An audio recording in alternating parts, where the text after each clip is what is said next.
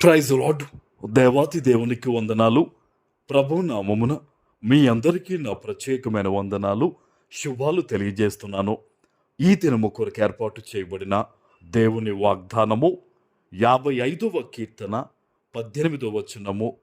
నా శత్రువులు అనేకులై ఉన్నారు, అయినను వారు నా మీదకి రాకుండునట్లు సమాధానము కలగజేసి ఆయన నా ప్రాణమును విమోచించి ఉన్నాడు. దేవుని నామానికి మహిమ కలుగునుగాక.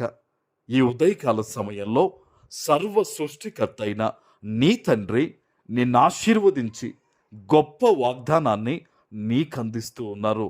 హల్లెలూయా.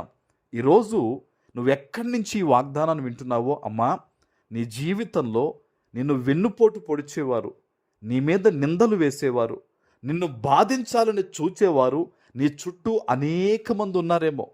వారి విషయంలో నీవు వేదన పడుతూ ప్రార్థన చేస్తున్నావా? ఈరోజు నిన్ను చూచిన నీ తండ్రి నీతో మాట్లాడుతున్నాడు ఈ వాక్యము ద్వారా. నువ్వు అనుకుంటున్నావు, ప్రభువా నువ్వు చూస్తున్నావా ఈ అవమానం, ప్రభువా నువ్వు చూస్తున్నావా ఈ వేదన, ప్రభువా నన్ను చిన్న చూపు చూస్తున్నారు అని చెప్పి నువ్వు ఏ విషయంలో అయితే నీవు ప్రార్థన చేస్తున్నావో అవన్నీ దేవుడు చూశారు, అవన్నీ దేవుని దృష్టిలో ఉన్నాయి. తగిన సమయమున ఎవరెవరికి ఎలా సమాధానం చెప్పాలో దేవుడు తప్పకుండా చెప్తారు. ఈరోజు ఈ వాక్యము నీతోనే మాట్లాడుతున్నాడు దేవుడు. నా శత్రువులు అనేకులై ఉన్నారు, అయినను వారు నా మీదకి రాకుండానట్లు. నీ చుట్టూ ఎంతమంది నిన్ను గాయపరచాలనుకుంటున్నా, నిన్ను ఓడించాలనుకుంటున్నా, నిన్ను నడి రోడ్డు మీదకి లాగాలని చూస్తూ ఉన్నా, గుర్తుపెట్టుకో, వారెవ్వరూ నీ మీదకి రాలేరు. వారు దూరము నుంచి నీ మీదకు అరిచేవారుగా ఉంటారేమో తప్ప నీ వద్దకు వచ్చి నీకు హాని ఎంత మాత్రము వారు చేయలేరు. హల్లెలూయా. ఎందుకో తెలుసా? సైన్యములకు అధిపతి అయిన దేవుడు నీకు తోడుగా ఉన్నాడు. ఆయన ఆమేన్. ఏ అపవాది ఏ రూపములో కూడా నేను కదిలించలేదన్న విషయాన్ని నువ్వు జ్ఞాపకం చేసుకోవాలి.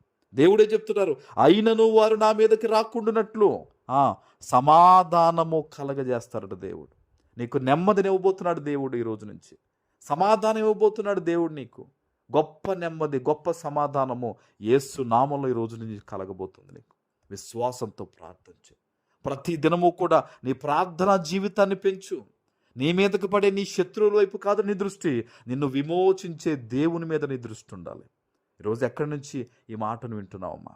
ఏ విషయంలో కృంగిపోతూ ఉన్నావు?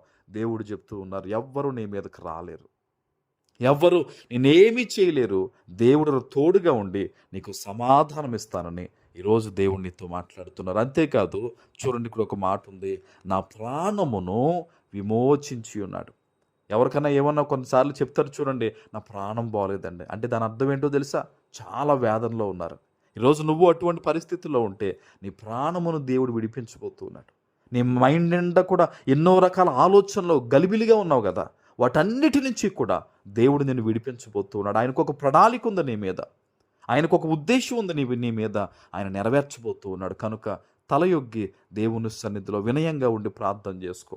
నీ పట్ల దేవుని ఉద్దేశాలు యేసు నామంలో ఈ రోజు నుంచి నెరవేరబోతూ ఉన్నాయి. అంతే. ఆమేన్. ప్రార్థన చేసుకుందాం. పరిశుద్ధుడా, ప్రేమ కలిగిన తండ్రి, మీకు వందనాలు. ఈ ఉదయకాల సమయంలో మీరిచ్చిన గొప్ప వాగ్దానము ఎంతమంది బిడ్డలు ఎక్కడెక్కడి నుంచి ఈరోజు దేవుడు నాతోనే మాట్లాడారనే విశ్వాసంతో అయ్యా ఈ ప్రార్థనలో ఏకీభవిస్తూ ఉన్నారు. వారందరి పట్ల ఈరోజు ఈ వాగ్దానం నెరవేర్చి స్థిరపరచమని యేసు నామమున ప్రార్థిస్తున్నాను తండ్రి. ఆమేన్.